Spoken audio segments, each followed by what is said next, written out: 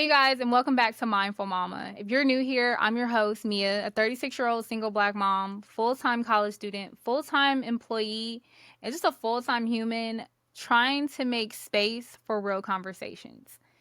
If you catch last week's episode, you know we talked about rest is resistance and how society has brainwashed us to feel and think that we have to earn our time to rest. We all know that is a lie. We have to put ourselves first, no matter what we have on our to-do list, no matter what's going on our planner, prioritizing ourselves, listening to our body, saying no without any explanation, just taking time to relax is what we're doing moving forward, okay? We're just going to leave it at that. That's what we're doing moving forward. And we don't have to earn nothing. We deserve literally everything that we give ourselves. But jumping right in, today's episode is a little more personal. It's heavy, but I feel as though it's necessary. It's for the women who hold everyone else together while falling apart silently. We're going to call it Who's Supporting the Strong Friend. Let's talk about it. The role we did not ask for. From early on, we're groomed to be the dependable one. And if you are an older sibling, you already know how it is. You know that when it comes to your younger siblings, your younger cousins, like you were the one that everybody came to for just about everything. The one who has all the answers, that always shows up and never breaks. You become everyone's therapist, emergency contact, and life coach. But here's the thing. When you're always strong, people stop checking on you. They assume that you're fine. They stop asking if you're okay because you always look like you're okay. You're always smiling through the pain. You're always just making it look like it's so easy and nothing is wrong. And I want to get a little bit personal on this topic because for me, I feel like I've always been, for years, the one that's, checked on people, made sure folks were good, despite what I was going through in my life, despite what type of situations might have came up, losses or anything like that. Going back to 2018, that was a very difficult year for me. And I'm not going to bore you with all the details. Just know a lot happened. In that year, I lost my job, a job that I had been working at for like 5-6 years. That was like first of the year. Boom. Then the next month, I lost my aunt that I had grew up with and had became so close with. Right after that, my uncle passed away, who was her brother. I believe that year we had another death. I think it was my cousin. Also, my son's father got orders to be stationed out of state. And during that process of trying to find a job and dealing with all these deaths and things like that, it became a point where I became really, really depressed. Depressed to the point where I really reconsidered being here. And I've always been really open about my depression. I've made a YouTube video a long time ago about my suicide attempts in the past. That year was one of those years that I had a lot of trouble with my mental health.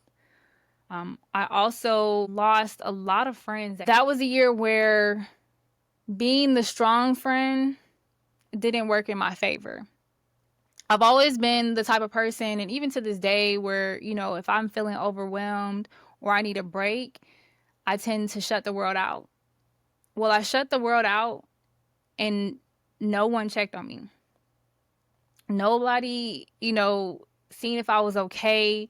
I was literally going through a mental breakdown. Nobody knows that for me to survive that year, I had to use my 401k because it was so hard trying to find a job. It was so hard trying to get up each and every day just to take care of not just myself, but I had a young child. My son was born in 2015. So couple years later, here we are, and I'm going through all of this.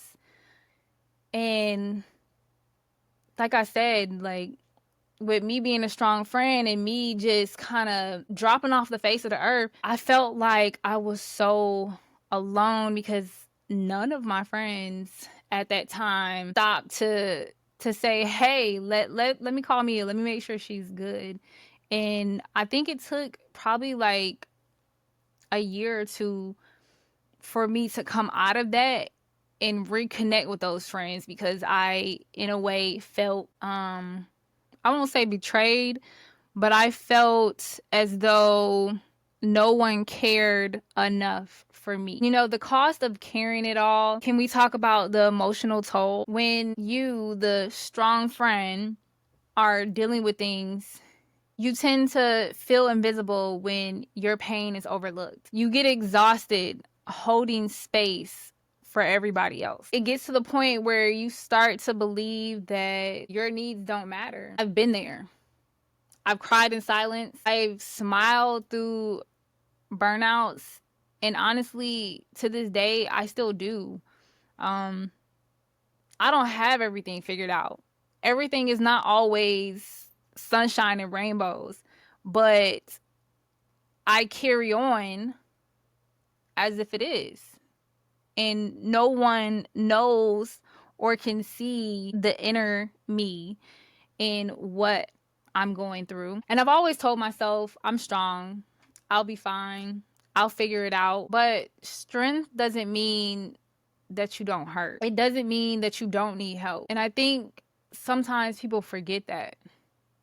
Like it's okay to ask me, how's my mental? How am I doing? Am I okay? Do I need to talk about anything? I think I posted something. I'm not exactly for sure how long ago it was, but it was something dealing with mental health, and it might have been talking about me being exhausted. It actually might have been a podcast episode, but I had a friend that I don't talk to on a regular basis reach out to me, and they've actually been reaching out to me on a consistent basis, just checking to see how I'm doing, making sure that my mental's good, making sure that I'm okay. And I don't think they know like how much I appreciate that, how much that is needed, because I'm still learning that letting people in is a form of strength too. And I've talked about this in previous episodes, that throughout this journey, we have to let people in to be able to help us. And again, I'm learning how to do that. Like it's an everyday process with me. Saying that I need help, saying that I mentally can't take this, or taking a break from just life in general. I do this thing, and if you're a close friend of mine, you already know, where sometimes I can go missing. And when I say missing, in a sense, it might be missing from a conversation, regular conversations. And it's nothing like intentional, nothing against anybody. But I've just been dealing with so many things, and I'm still on this journey to figure out how to navigate life, that I personally can't take on what everybody else got going on.